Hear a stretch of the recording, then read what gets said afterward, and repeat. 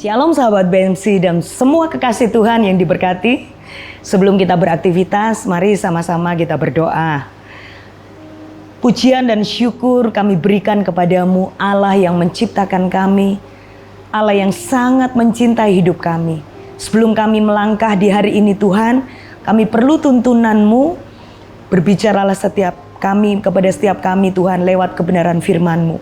Kami rindu melakukan dengan taat dan setia. Di dalam nama Tuhan Yesus kami berdoa ucap syukur. Haleluya. Amin.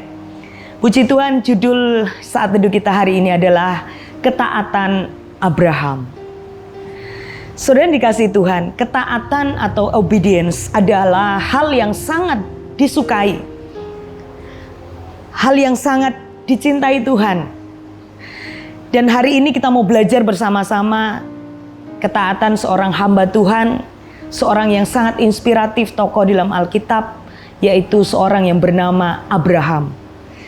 Dia dikenal sebagai bapak orang percaya. Mengapa dia punya predikat seperti itu, saudara? Karena ketaatannya adalah ketaatan yang tanpa alasan dan sungguh percaya. Kita mau belajar bersama-sama.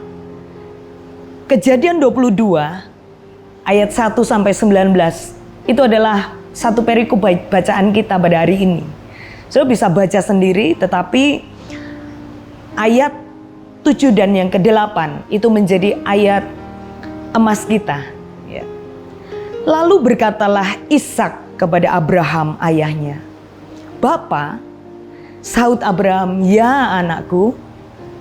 Bertanyalah ia, "Di sini sudah ada api dan kayu. Tetapi di manakah anak domba untuk korban bakaran itu?" Sahut Abraham, "Allah yang akan menyediakan anak domba untuk korban bakaran baginya, anakku." Demikianlah keduanya berjalan bersama-sama. Saudara, di awal pengutusan Abraham, ketika Abraham diutus Allah keluar dari Ur Kasdim, kemudian menuju ke tanah yang tidak pernah dia mengerti kemana Allah tugaskan. Ternyata di tanah Kanaan, saudara. Dia berjalan dengan penuh ketaatan. Bukti ketaatan Abraham sangat diperhitungkan Allah pada saat itu. Dan di Kejadian 22, Abraham pun melakukan hal yang sama, saudara.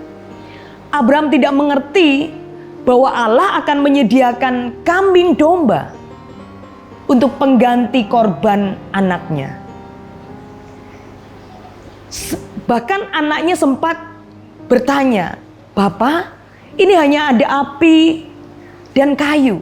Di mana korbannya?" Abraham tanpa alasan, dia terus berjalan dengan ketaatan dan penuh dengan kepercayaan. Allah yang sudah memberikan Ishak sebagai anak yang dikasihinya. Abraham juga percaya Allah juga tidak akan pernah membiarkan anak itu hilang dari kehidupannya. Itulah ketaatan Abraham. Dia hanya taat untuk melakukan tanpa alasan, bahkan dengan penuh kepercayaan.